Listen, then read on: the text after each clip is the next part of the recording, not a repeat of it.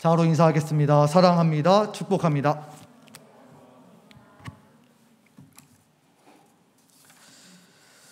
우리는 선을 자꾸 넘는 사람들을 굉장히 불편해합니다.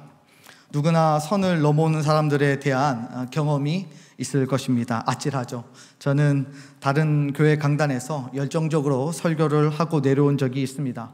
그런데 갑자기 20살 정도 되어진 한 청년이 키가 한 180이 넘고 또 몸매는 다부져서 우리 종인 형제와 또 진영 형제와 같은 그런 청년이 저에게 찾아오는 것이었습니다. 앞으로 다가오는데 굉장히 두렵게 또 위협적으로 느껴졌어요. 근데 왜냐하면 몸에 타투도 하고 귀걸이도 하고 있었기 때문에 보는 모습이 굉장히 무서웠습니다. 근데 와가지고 저에게 헤이 브로 막 이러면서 목사님 은혜 많이 받았어요 막 이러면서 이야기를 하는 것입니다. 그러면서 그렇게까지만 하면 좋은데 갑자기 어깨 동무를 딱 하더니 저를 이렇게 안아주는 거죠. 그런데 그것이 다른 사람들이 볼 때에는 어떻게 보였을까 이런 생각을 하게 되었습니다. 그러니까 저는 아주 몸이 작고 그 친구는 몸이 다부지니까 그 품에 한 번에 쏙 이렇게 그 자매처럼 이렇게 들어가더라고요. 누가 보면 전문 용어로 이렇게 핀을 뜯기는 것 같은 그런 분위기가 연출이 되었습니다. 한국 문화에 익숙해져 있던 저도 모르게 아주 이 친구가 무례하다, 아주 선을 넘었다라는 생각을 가지고 가던 길을 멈췄습니다. 그리고 제 어깨 위에 올라가 있는 두꺼운 손을 오랜 시간 응시하며 바라보았습니다.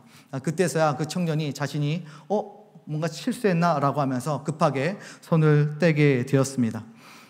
나중에 알고 봤더니 그 청년은 나름대로 목사님께 자신의 아주 기쁜 감정, 은혜 받은 감정을 또 감사한 감정을 표현한 것이었습니다. 그 문화권 안에서는 매우 흔한 일이었던 것이죠. 제가 너무 정색한 것 같아서 미안했지만 순간적으로 저는 선을 넘었다라고 여겼기 때문에 민감하게 반응했던 것이었습니다. 여러분들도 인간관계 속에서 선을 넘는 사람들을 보게 되어질 때 어떤 마음이 드십니까? 굉장히 불쾌하고 불편한 마음을 갖게 될 것입니다. 그러면서 그 불편한 감정 마음속을 잘 헤집어 보면 이런 어떤 대사가 마음속에 있는 것을 느끼게 돼요. 얘가 나를 너무 띄엄띄엄 보는 건 아닌가? 나를 너무 만만하고 나를 너무 쉽게 보는 것은 아닌가? 다른 말로 표현하면 나에 대해서 그렇게 두려운 마음이 없나? 또 나에 대해서 또 나와 관계를 맺어감에 있어서 그렇게 불편함이 전혀 없나? 이런 생각을 하게 되어지면서 뭔가 마음에 씁쓸함이 찾아오게 됩니다. 선을 넘는 사람들 중에 특징이 있다면 그것은 바로 두려움이 없다라고 하는 것입니다. 요즘 촉법 소년들의 내용들이 굉장히 사회적인 문제가 되고 이슈가 되고 있습니다. 기자가 촉법 소년들에게 인터뷰를 하는 내용을 보니까 왜 이렇게 법을 지키지 않습니까? 라고 물어보았습니다. 그러자 자기들은 법을 지키지 않아도 법을 어겨도 자기들은 만 13세가 되기 때문에 처벌을 받지 않습니다 라고 이야기를 하였습니다. 그러면서 기자가 마지막 멘트가 이들이 법에 대한 두려움이 없기 때문에 이렇게 도를 넘는 행위들이 계속해서 일어나고 있다라고 진단하였습니다. 만약 이 아이들에게 법을 어겼을 때 어떤 일이 발생하는지에 대해서 두려움을 가지고 있었다라고 한다면 아마 도를 넘는 행동들은 줄어들게 되었을 것입니다. 이처럼 두려움이라는 감정은 역기능만 있는 것이 아니라 순기능도 함께 있습니다. 하나님이 주신 아주 중요한 감정이지요. 그래서 두려워하는 자신들을 전혀 부끄러워할 필요가 없습니다. 오히려 하나님 주신 이 마음을, 이 감정을 아주 지혜롭게 잘 활용해야 합니다. 우리가 두려운 것은 두려워할 줄 알아야 하고 두렵지 않은 것은 두렵지 않도록 만들어가는 것이 건강하고 질서 있는 삶을 살아가는 비결입니다. 그런데 신기하게도 사람들은 두려움이라는 감정이 굉장히 부끄러운 것이거나 또 극복해야 될 감정처럼 여기고 살아가는 경우가 있습니다. 그런데 이 중요한 두려움이라는 감정이 왜 이렇게 우리에게 부끄럽게 다가오는가 하는 것입니다. 왜 부끄럽게 느껴질까요? 우리가 두려워해야 할 것을 두려워하지 않고 쓸데없는 것을 두려워하면서 살아가기 때문입니다. 우리가 두려워할 대상이 잘못되었을 때, 우리가 두려움을 느껴야 될 대상이 잘 조정이 안 되어져 있을 때 우리의 두려움은 부끄러워지게 됩니다. 예를 들어서 우리의 미래가 앞으로 어떻게 되어질지에 대해서, 내가 성공해서 부모님에게 효도할 수 있을지에 대해서, 부모님의 기대에 부응하는 삶을 살아낼 수 있을지에 대해서, 내가 사회 속에서 완만한 관계 속에 꽤 괜찮은 위치를 차지할 수 있을지에 대해서 두려워하고 불안을 가지기 시작하면 그렇게 고민하고 있는 자기 자신이 굉장히 초라하고 부끄럽게 느껴질 때가 굉장히 많이 있다는 것입니다. 프랑스 작가 알랭 드 보통은 그의 불안이라는 책에서 실제로 본인이 원하는 사회적 포지션이 이루어지지 않았을 때 불안과 두려움을 느끼는 사람들이 많다라고 지적하고 있습니다. 두려움이 찾아올 때 사람들이 갖는 반응이 있어요. 자신이 이 두려움을 느끼고 있지 않다라는 것을 나타내고 증명하기 위해서 자신이 가지는 어떤 방어 기제가 하나 있습니다. 그것은 바로 반동 형성입니다. 무의식에 또 밑바닥에 흐르는 생각, 소원, 충동, 이 자신이 받아들일 수 없는 것, 그렇게 두려운 것일 때, 불안한 것일 때 그것과 정반대되는 언어나 행동을 선택함으로써 의식적으로 떠오르는 두려움을 이렇게 막아버리는 것입니다. 다시 말하면 나는 두려워하지 않고 있다는 것을 보여주기 위해서 움츠러드는 것이 아니라 오히려 자신을 크게 부풀린다라고 하는 것입니다. 자신을 포장하고 또 가면을 쓰고 꽤 센 척하면서 자신을 높이게 되어지죠. 곰은 적을 만나면 먼저 일어나서 상대방보다 자신이 크다는 것을 나타냅니다. 고양이도 꼬리를 올리고 털을 쭉 세우는 건 역시 자신이 상대방보다 훨씬 조금이라도 더 커 보이기 위한 방법입니다. 개구리도 적이 나타나면 자신의 몸에 공기를 주입해서 자기의 몸을 부풀립니다. 이렇게 두려운 사람들은 곰, 고양이, 개구리처럼 살아가는 경우들이 많이 있습니다. 두려운 대상 앞에 스스로 커 보이고 우월해 보이려고, 그래서 상대방보다 자신이 우위에 있다는 것을 나타내기라도 하듯 그렇게 행동을 하고 또 언행을 한다는 것입니다. 때로는 그 모습이 우리에게 볼 때 굉장히 교만하게 느껴질 때도 있습니다. 그런데 그들이 이처럼 자신을 최선을 다해서 왜 자꾸 부풀리려고 하겠습니까? 바로 두려워서 그런 것입니다. 그래서 마음이 두려운 사람들, 또 마음에 불안이 가득한 사람들은 신기하게 그 모습 속에서 교만한 모습들이 드러날 때가 굉장히 많이 있습니다. 그런데 이런 교만한 사람들이 교회 안에도 존재하고 있었습니다. 우리 12절 말씀 함께 읽겠습니다. 우리가 다시 너희에게, 시작, 우리가 다시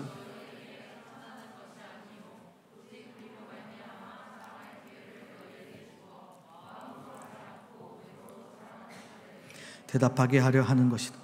고린도 교회를 장악하려고 했던 거짓 교사들이 교회에 자기 자랑을 많이 이렇게 늘어놓고 있습니다. 자신의 능력과 스펙과 외모를 계속해서 자랑을 하는 것입니다. 왜 자랑하고 누구를 겨냥하고 있는 것입니까? 누구 들으라고 지금 이렇게 이야기를 하고 있는 것일까요? 바로 이 교회를 개척한 사도 바울보다 우리가 훨씬 더 탁월한 존재라고 하는 것을 교인들에게 어필하기 위함이었습니다. 다시 말하면 사도 바울의 길을 죽이기 위함이었습니다. 사도 바울을 넘어서야만 교회의 권력을 자신들이 가져올 수 있고 교회를 장악할 수 있기 때문에 그들은 여느 동물들처럼 자기 몸을 부풀리는 행위를 하고 있었던 것입니다. 그러면 사도 바울은 어떻게 그들에게 대적을 해야 할까요?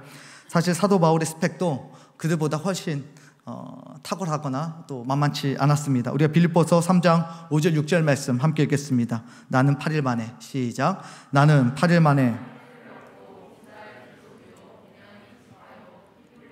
히브리니요, 율법으로는 바리새인이요, 열심으로는 교회를 박해하고 율법의 의로는 흠이 없는 자라. 자신의 스펙을 이렇게 쭉 늘어놓고 있습니다. 사실 이것뿐만이 아닙니다. 가말리엘의 문화생으로서 최고의 랍비 교육을 받은 사람 중에 하나입니다. 사회 지도층으로 살아가기에 전혀 부족함이 없는 스펙을 가지고 있습니다. 이뿐입니까? 로마 시민권을 가진 사람입니다. 로마 천부장이 바울을 채찍질하려고 했을 때 넌지시 바울이 자신이 로마 시민권자임을 밝히게 되죠. 그때 천부장은 깜짝 놀라면서 그에게 손 하나 대지 못합니다. 자신은 돈을 주고 이렇게 로마의 시민권을 땄는데 바울은 태어날 때부터 로마 시민권을 가지고 있었으니 그 정통성이 더 확실했기 때문입니다. 거기에 완벽한 이중 언어를 구사할 수 있습니다. 히브리어, 헬라어 이런 것도 다 할 수 있었을 뿐만 아니라 그 로마 문화, 헬라 문화, 또 유대인의 문화 모든 것들을 다 섭렵했기 때문에 어떻게 보면 거짓 교사들의 스펙과 전혀 비교할 수 없을 만큼의 강렬한 스펙을 가지고 있었습니다. 사도 바울 입장에서는 이 싸움이 굉장히 무의미할 뿐만 아니라 참 가소롭게 여겨졌을 것입니다. 그러면 바울도 어쨌든 이렇게 스펙 배틀이 붙게 되어졌으니까 또 상대방이 먼저 드랍 더 비트 하면서 먼저 디스를 하기 시작했으니까 기회다. 이번 기회에 완전히 그냥 문계자 이번에 한번 제대로 붙어가지고 누가 정말 탁월한 스펙을 가진 사람인지 그 우월성을 확실하게 교회 가운데 증명시키는 기회로 삼겠다, 이렇게 생각하는 게 어떻게 보면 너무나 당연할 것입니다. 그런데 사도 바울은 그들이 왜 이렇게 교만한지, 그 마음속에 깊음, 그 시면에 무엇이 있는가를 빠르게 캐치하고 그것에 대해서 설명하고 있습니다. 11절 말씀, 우리는 주의 두려우심을 알므로, 함께 읽겠습니다. 시작. 우리는 주의 두려우심을 알므로 권면하거니와 우리가 하나님 앞에 알려졌으니 또 너희의 양심에도 알려지기를 바라노라. 여러분, 무슨 말입니까? 거짓 교사들이 자신을 두려워하고 있다는 사실을 사도 바울은 알고 있습니다. 그런데 그대들이 나를 두려워할 것이 아니라 정말 두려워야 될 분이 있다라고 한다면 그분은 이 모든 것들을 다 아시고 통치하시고 섭리하시고 다스리시고 마지막에 심판을 오실 바로 하나님이다. 우리의 두려워할 대상이 바로 하나님이라는 사실을 그들에게 일깨워 주고 있습니다. 너희가 가장 신경 쓰고 여러분 가장 눈치 보면서 두려움을 가져야 할 대상, 그 대상은 바로 하나님이라는 사실들을 강력하게 피력해 주고 또 가르쳐 주고 있는 것입니다. 저는 이 말씀이 우리에게 들려지기를 원합니다. 여러분이 두려워하고 있는 대상은 도대체 무엇입니까? 혹 누구입니까? 어떤 행동을 할 때마다 가장 신경 쓰이고 눈치 보는 분은 누구입니까? 어떤 것이 마음에 걸려 있습니까? 내 마음의 공포로 자기매김하고 있는 것은 무엇입니까? 만약 우리의 두려움의 대상이 하나님이시라면 오늘 우리는 바울과 같은 태도가 드러나게 될 것입니다. 상대방의 도발에 크게 반응하지 않습니다. 똑같은 방법으로 상대방을 짓눌러 버리려고 하지도 않을 것입니다. 오히려 두려움의 대상을 바르게 조정시키도록 가르치는 역할을 우리가 감당하게 되고 또 그런 역할을 자청하게 될 것입니다. 하지만 반대로 대상이 하나님이 아니라고 한다면 상대적 우월감이나 또한 열등감 속에서 불안한 자신을 그렇게 표출하면서 하루하루 살아가게 되어질 것입니다. 사랑하는 남청 여러분, 하나님을 두려워함으로 세상에서 평안하고 안락한 삶을 영위할 수 있기를 예수 그리스도의 이름으로 축원합니다. 성경에서 안타깝게도 두려움의 대상을 잘못 설정하여서 큰 일을 당한 인물들이 나열이 되고 있습니다. 신약에서 한 명, 또 구약에서 한 명 좀 찾아보려고 합니다.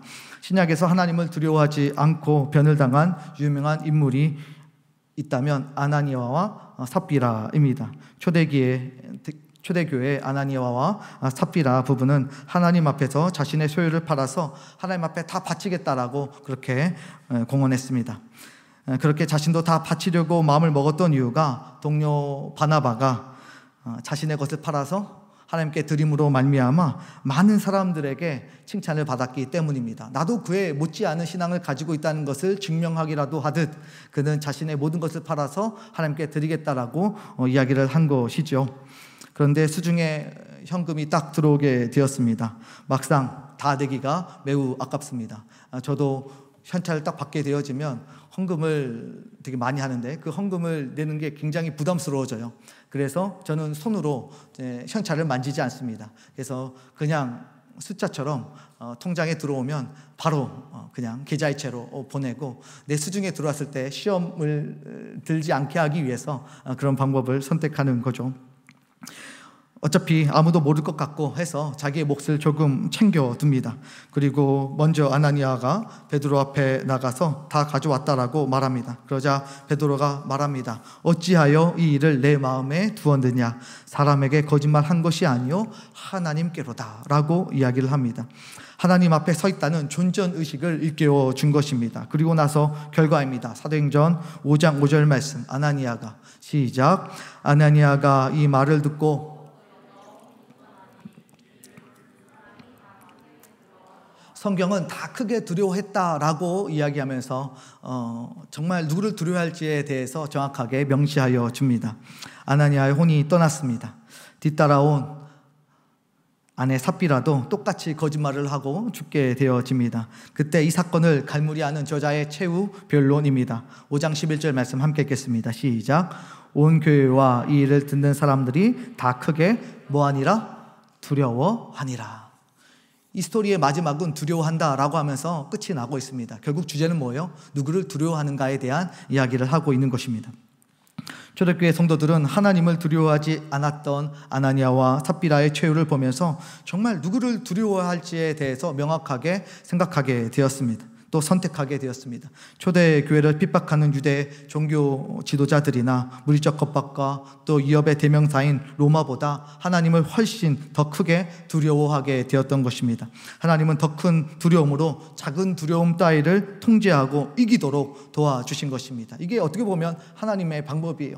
우리가 세상을 살아가면서 세상을 두려워하지 않고 살아갈 수는 없을 것입니다. 두려워하지 말라? 두려워하면 두려운 마음이 생기는데 어떻게 두려워하지 않을 수 있겠습니까? 그러나 더 큰 두려움을 마주하게 되어지면 작은 두려움들은 컨트롤이 되어지고 그것들을 가지고 충분히 극복하게 되어집니다. 우리가 이런 비유가 맞는지 모르지만 너무 아름답고 예쁜 자매를 만나거나 너무 멋진 그런 형제를 만나게 되어지면 모든 형제들이, 그토록 커 보이던 형제들이 뭐처럼 보입니까? 다 오징어처럼 보일 때가 있습니다.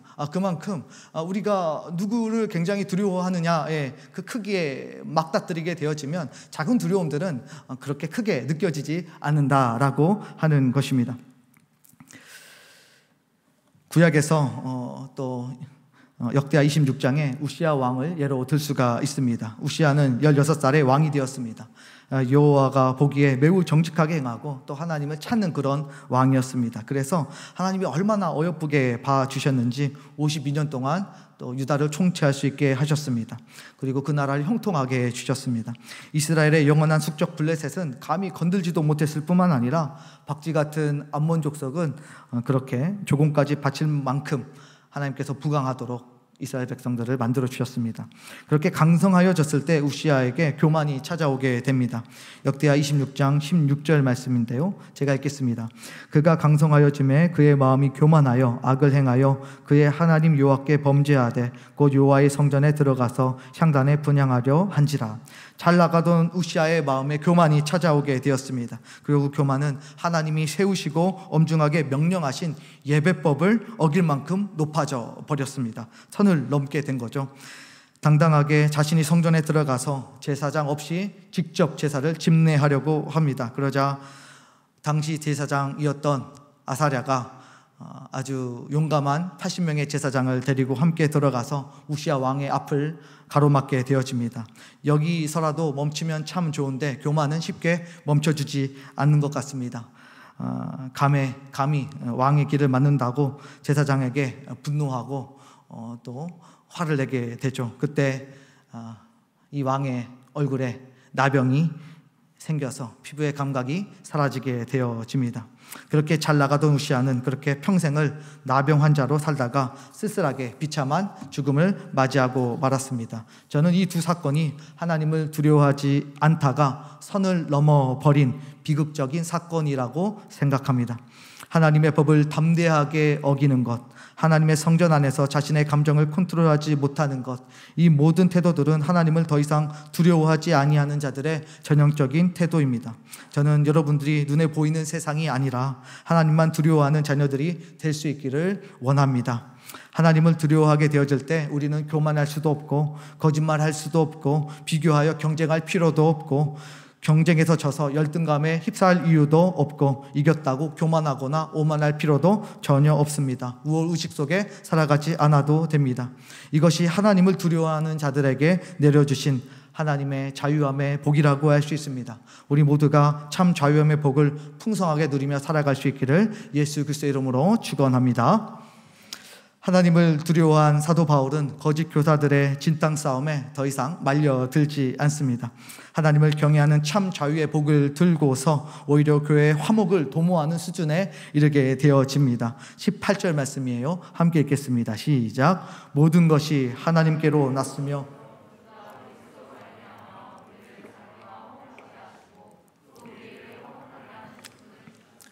아멘. 자신은 유치하게 서로 눈에 보이는 것들로 누가 크다, 또 누가 높다, 누가 우월하다, 그런 것에 크게 관심을 두지 않습니다. 유치원생들의 유치한 소모적인 언쟁이나 정치인들의 의미 없는 파워게임보다 자신에게는 화목하게 해야 될 직분이 자신에게 주어졌다는 것을 피력하고 있습니다. 왜냐하면 예수님께서 그렇게 사셨고 또 화목의 직분을 우리들에게 주셨기 때문입니다. 예수님은 자신을 드러내고 높이는 것에 전혀 관심이 없으셨던 분이고, 오히려 못난 자녀들이 죄로 인해서 하나님과의 관계 속에 깨뜨려진 것들을 다시 한번 회복하는데 자신의 모든 삶을 전력으로 다 바쳐내셨습니다. 사도 바울은 자신과 우리에게도 그 화목하게 하는 직분이 주어졌다라고 하는 사실들을 확실하게 이야기하고 있습니다. 그래서 유치한 스펙 배틀, 의미 없는 소모적 경쟁은 좀 넣어두고 화목을 추구하라고 뼈 때리는 교훈을 우리에게 던져주고 있습니다. 여러분 요즘 어떻습니까? 여러분의 영혼은 평안하고 안락하십니까? 세상을 두려워하면서 소모적인 경쟁으로 에너지를 소비하면서 혹시 지쳐가고 있지는 않습니까? 아니면 하나님을 두려워함으로 오히려 화목을 만들어내는 자리에서 기쁨을 누리고 계십니까? 하나님은 사랑하는 자녀들이 허접한 것들을 두려워함으로 복음이 주는 참 자유와 화목을 놓칠까봐 굉장히 걱정하시고 전전긍긍하시는 분이십니다. 더 두려워할 것을 두려워함으로 이 세상의 방식에 휘둘리지 않는 건강한 삶을 살기를 하나님께서는 요청하고 계시는 것입니다. 결론입니다. 하나님의 입장에서는 우리가 하나님보다 다른 것을 더 두려워하는 것을 선을 넘는 행위라고 규정하십니다. 하나님보다 다른 것들을 더 두려워하며 사는 것을 하나님 입장에서는 굉장히 불편하게 느끼시고 여기십니다. 그러므로 여러분 다시 선을 지키셔야 합니다. 선을 넘었다라고 한다면 다시 돌아오셔야 합니다. 선을 넘어서 우리를 불쾌하게 만들었던 그 가해자의 모습이 혹시 나를 바라보시는 하나님의 눈에 투사되어 보이는 것은 아닌지 우리가 돌아보아야 합니다. 오늘 우리는 기도하면서 하나님 혹시 내가 선을 넘지는 않았는지, 내가 하나님의 마음을 불쾌하게 하지는 않았는지, 이 세상에 눈에 보이는 것들에 의하여서 두려운 마음을 가지고 불안한 심령을 가지고 살아가고 있는 것은 아닌지, 더 크신 하나님을 바라보지 못하고 그분을 신뢰하지 못하고 살아감으로 인하여서 하나님의 마음을 언짢게 해드리고 불편하게 하지는 않았는지를 우리가 다시 한번 돌이켜 보아야 합니다. 그리고 우리가 기도할 때 그것들이 만약 깨달아진다라고 한다면 우리에게 두려움의 대상을 조정해달라고 하나님께 강력히 요청하며 기도하며 나아가야 할 것입니다. 유명한 청교도 설교자 토마스 왓슨은 이를 거룩한 두려움이라고 표현했습니다. 모세가 불에 타는 떨기나무 앞에서 덜덜 떨면서 두려워했던 것처럼 우리에게 거룩한 두려움이 생성되어서 이 땅 가운데서 건강하고 또 안락하고 또 평안하고 질서 있는 삶을 우리가 살아갈 수 있기를 다시 한번 예수 그리스도의 이름으로 간절히 축원합니다. 이 시간 함께 기도하며 나아갈 텐데 전에 우리